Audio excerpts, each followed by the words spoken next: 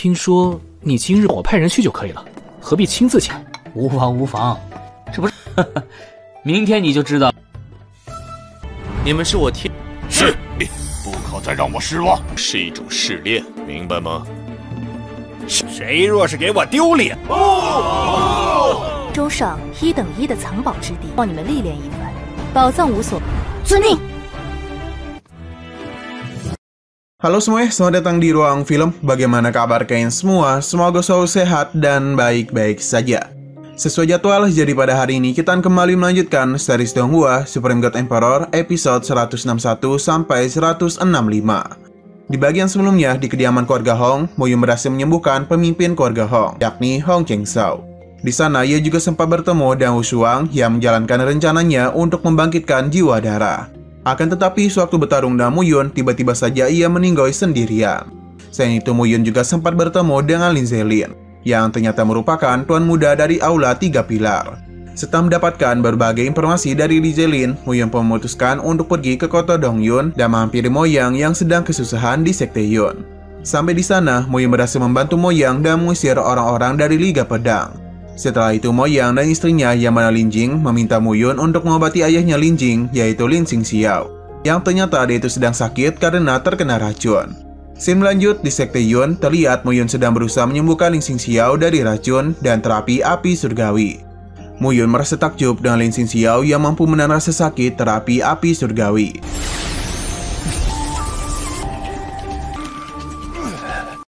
Selesai melakukan terapi api, Mo Yun mengatakan kalau setidaknya butuh waktu 1 bulan lagi untuk menunggu Lin Xingxiao pulih total. Pada keesokan harinya, ketika Mo Yan dan Lin Jing keluar dari kamar ayahnya, mereka dikejutkan dan kedatangan pasukan Liga Pedang. Si Tiandeng kemudian memberitakan kepada seluruh pasukannya untuk memberikan hormat kepada Mo Yang. Si Tianfeng menjelaskan kalau ia dan kedua adiknya mulai saat itu bersedia setia kepada Mo Yang sebagai ketua sekte. Bahkan untuk menunjukkan ketulusannya, mereka secara khusus menangkap 2 pemberontak Sekte Yun, yakni Lin Xingyu dan Lin Xiangsheng. Untuk menghargai kerja keras dari Xin Tianfeng dan Liga Pedang, Mo Yang berencana akan memberikannya sebuah hadiah. Oleh karena internal Liga Pedang sedang kacau, Mo Yang memerintahkan Xin Tianfeng untuk membuat 10 kelompok bersama dan Sekte Yun berisi 15 orang. Kapten dari masing-masing tim harus seseorang yang memiliki kekuatan dan moralitas yang tinggi. Mo Yun juga meminta Si Tianfeng untuk masuk ke dalam kediaman dan memberikan informasi-informasi mengenai Sekte Dewa Racun dan Sekte Yin Yang. 这些细节你与都是毒神门和阴阳派。 Di dalam kediaman, Si Tianfeng menjelaskan bahwa ketua Sekte Dewa Racun adalah Du Wuzi. Dia merupakan orang yang saat ingin menjadi alkemis, akan tetapi dia sekarang malah menjadi master racun. Du Wuzi dikenal sebagai orang yang kejam dan racun-racunnya yang begitu unik. Meski hanya di ranah telepati ilahi, namun dengan kemampuannya, dia dapat menantang praktisi ranah telepati ilahi tingkat 2 dan 3. Sedangkan Sekte Yin Yang memiliki 2 ketua sekte, yakni Yang Tian dan Yidi. Mereka berdua merupakan pasangan suami istri yang berada di ranah telepati ilahi tingkat 2. Jika kedua suami istri itu bekerjasama, maka kekuatan mereka sebanding dengan praktisi ranah telepati ilahi tingkat 3. Selesai mendengarkan semua informasi itu, Mo Yun meminta Si Tianfeng untuk membawanya ke Sekte Dewa Racun. Sampai di sana, Si Tianfeng sempat ingin mendobrak pintu kediaman Sekte Dewa Racun, akan tetapi Mo Yun langsung menghentikannya terlebih dahulu. Usut punya usut, alasan Mo Yun menghentikannya karena pintu itu ternyata terdapat sebuah racun pelindung. Pada saat racun pelindung itu dipecahkan oleh Mo Yun, tiba-tiba saja Du Yiji pun muncul. Melihat kedatangan Du Yiji, Mo Yun langsung menebak kalau sebulan yang lalu dia pernah mencoba menyempurnakan tangan racun hati. Sayangnya Du Yiji gagal melakukannya dan ujung-ujungnya dia malah terkena racun. Sehingga Du Yiji mencoba melawan racun itu dan sebuah racun untuk memperbaiki sumsumnya. Bukannya sembuh, racun di dalam tubuhnya justru menjadi lebih kuat dibandingkan sebelumnya. Mo Yun juga menebak kalau Du Yiji menggunakan 3 racun, yakni racun laba-laba hitam, racun 100 langkah hati, dan 10.000 racun pengunci hati. Oleh karena kegagalan Du Yiji, kehidupannya pun menjadi terancam. Sebab usianya kemungkinan hanya tersisa 1 bulan lagi.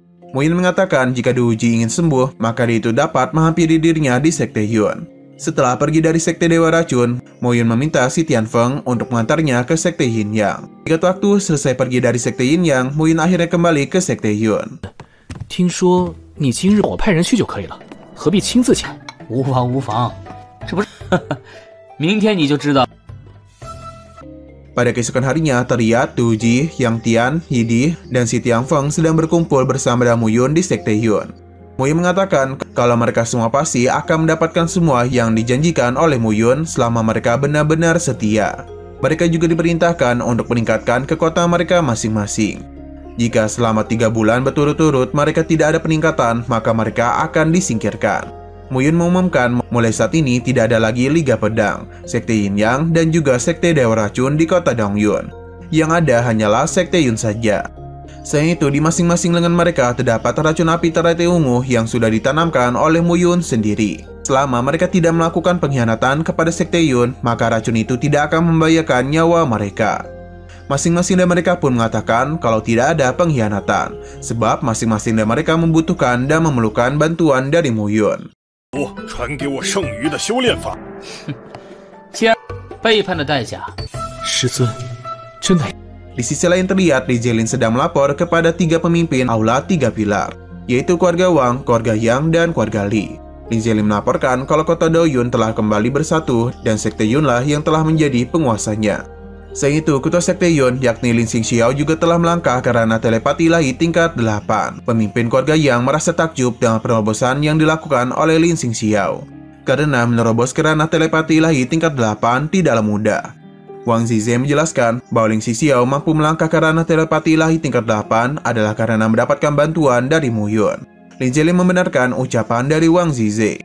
Ia juga memberitahu kalau Wang Xinya memiliki perasaan terhadap Mu Yun. Pemimpin keluarga Yang pun menyarankan kepada Wang Zize untuk menemui Mu Yun. Wang Zize justru menolaknya dan alasan karena Mu Yun telah memancing keributan dapat menyinggung Sekte Xingdan, Sekte Darah Bayangan Hijau, dan Pulau Tianxi. 哪像你，为你，老王啊，看你那未来女婿吧。那暮云，我怎么？ Wang Zize juga memberitahu bahwa dalam 3 bulan ke depan, kekuatan utama di benua Zhongzhou akan berkumpul di Gua 10.000 Hantu untuk menjelajahi gua. Oleh karena Aula 3 Pilar juga akan pergi menjelajahi gua, pemimpin keluarga Li pun memerintahkan Li Jielin untuk mengajak orang-orang dari Sekte Yun untuk bergabung. Pada keesokan harinya, sewaktu Mu Yun terbangun dari tidurnya, ia dikejutkan oleh kehadiran dari Wang Xinya yang berada di atas kasurnya.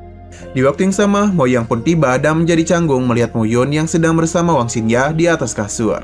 Sebelum pergi keluar, Mo Yang melaporkan bahwa ada utusan dari Aula 3 Pilar, yaitu Li Jielin yang datang dan ingin berbicara dengan Mu Yun.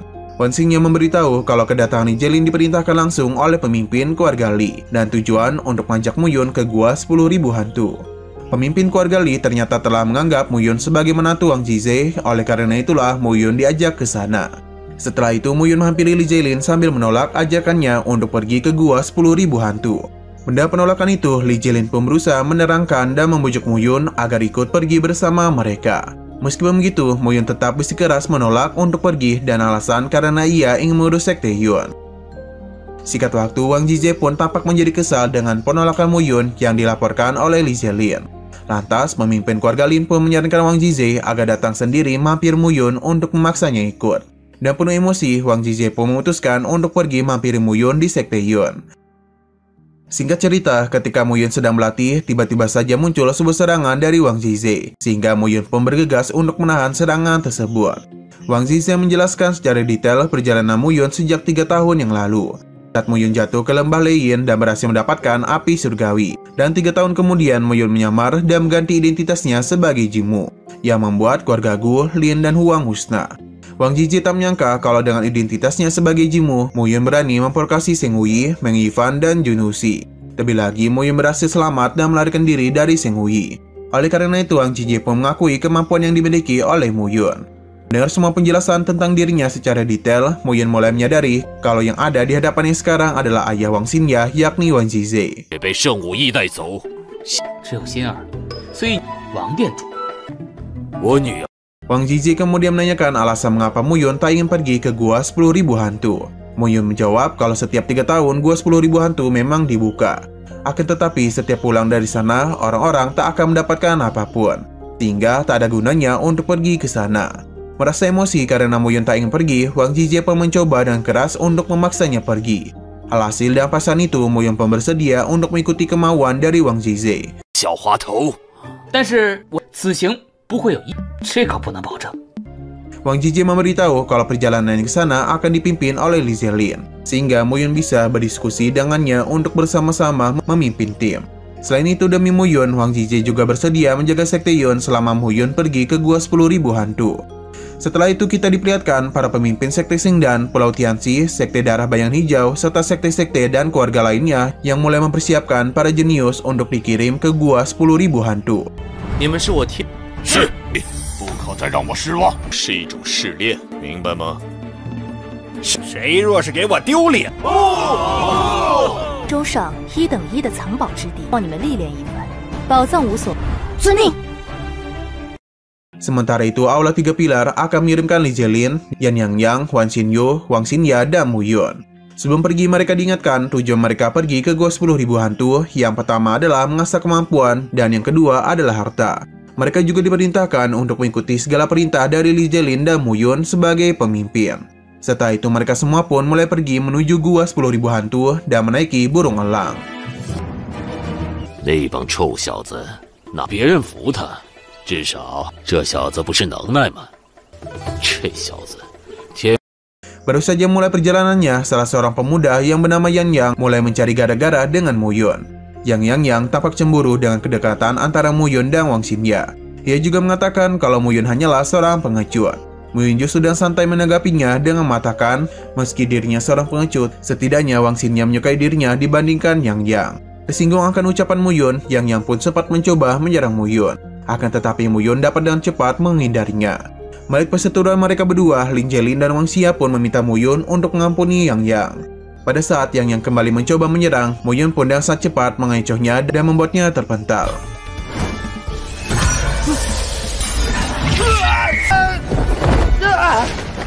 Setelah kejadian itu, Li Zielin mengingatkan semua orang agar mengikuti perintah Mu Yun agar tidak mengalami masalah. Mu Yun juga memerintahkan kepada mereka semua untuk mematuhi segala ucapannya agar tidak ada yang terluka. Karena jika tidak, mereka akan mati di dalam Gua 10.000 Hantu. Mu Yun kemudian memberitahu Wang Xinya kalau sebenarnya di Gua 10.000 Hantu sama sekali tidak ada harta. Mu Yun bercerita bahwa sebelumnya Seng Wuyi membawanya dan membuang Mu Yun ke Gua 10.000 Hantu. Mu Yun mengaku sudah memasuki aula utama yang ada di 10.000 Hantu dan tak dapat menemukan harta di sana. Selain itu, ia juga menerangkan kalau yang sekarang muncul bukanlah aula utama, melainkan hanyalah sebuah aula palsu saja. Kedatangan Mu Yun ke Gua 10.000 Hantu sebenarnya bukanlah untuk mencari harta, melainkan untuk membalaskan dendam lamanya kepada Sekte Xingdan, Sekte Darah Bayang Hijau, dan Pulau Tianxi. 你们3个，那你为何要进入？有奖，我可不能忘记。 Mendengar ucapan Mu Yun itu, tiba-tiba saja Wang Xinya menangis, sehingga Mu Yun pun mencoba untuk menenangkannya. 你哭什么？我可是要踏入世界之巅，想想，这次见到你那位姐。 Singkat cerita, mereka semua akhirnya sampai di wilayah Gua 10.000 Hantu. Sampai di sana, terlihat banyak para jenius dari sekte-sekte lain yang berdatangan, termasuk Xin Mangyu. Pada saat itu, Bei Wentian mengingatkan semua orang kalau di Gua 10.000 Hantu banyak hal-hal yang dapat membahayakan. 各位，久等了。窟内危险重重，更浮出。 Oleh karena itulah, Bei Wentian sebagai pemimpin tim dari Sekte Xingdan akan memimpin semua orang dalam perjalanan menuju aula utama. Tanpa berlama-lama lagi, mereka pun secara bersama-sama mulai masuk ke dalam Gua 10.000 Hantu. Sedangkan dari aula Tiga Pilar, Mu Yun meminta Wang Xinya dan Wang Xinyu untuk tidak masuk ke dalam, dan alasan agar tidak dapat merepotkan Mu Yun selama di dalam sana. Saat kelompok Mu Yun berada di dalam Gua 10.000 Hantu, Mu Yun menjelaskan bahwa banyak monster-monster yang aneh di dalam gua. Akan tetapi, para monster itu takut kepada api. Lebih tepatnya, takut terhadap api surgawi. Beberapa saat kemudian, para monster pun mulai bermunculan dari arah depan dan belakang.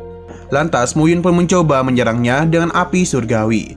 Pada saat Lin Zielin menyerang dan menghabisi salah satu monster, tiba-tiba saja monster itu kembali hidup tanpa luka sedikit pun. Oleh karena monster-monster itu tidak dapat dihabisi, Mu Yun pun memerintahkan untuk mengabaikannya dan bergegas pergi. Di sepanjang jalan mereka, Mu Yun terus-menerus menggunakan api surgawinya untuk menyingkirkan para monster yang menghalangi mereka. Hingga pada akhirnya mereka pun berhasil menyusul rombongan Bei Wentian yang sudah sampai di gerbang depan aula utama. Pada saat itu, Bei Wentian menjelaskan kalau selama bisa memasuki aula utama, mereka bisa menemukan banyak harta di dalamnya. Kemudian, Bei Wentian meminta semua orang agar bekerjasama untuk membuka gerbang aula utama. Tanpa berlama-lama lagi, Xing Mangyu pun kemudian langsung gunakan kekuatannya untuk menghancurkan pelindung di gerbang aula utama. Lalu Bei Wintian dan semua orang secara bersama-sama menyalurkan kekuatannya kepada Xing Mangyu. Alhasil dengan menggunakan kekuatan dari Phoenix S, Xing Mangyu berhasil menghancurkan gerbang aula utama dan membuka gerbangnya.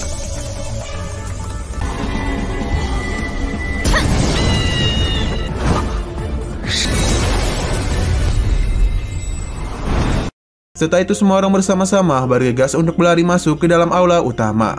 Saat berada di dalam, mereka semua pun sibuk mencari harta-harta di setiap sudut dan setiap ruangan. Melihat hal demikian, Moye mulai bersiap untuk menghabisi para jenius dari Sekte Shengdan, Sekte Darah Bayang Hijau, dan Pulau Tianxi.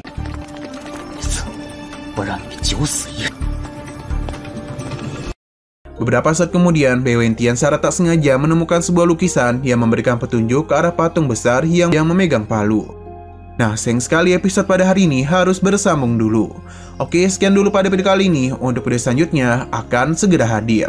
Jadi bagi kalian yang mengikuti series ini, langsung saja klik subscribe dan aktifkan loncengnya. Terima kasih yang sudah menonton video sampai habis. Jika kalian suka pada video ini, klik like dan share ke teman-teman kalian tentang channel ini. Dan ditunggu aja kelanjutannya. Oke, sampai jumpa di video selanjutnya.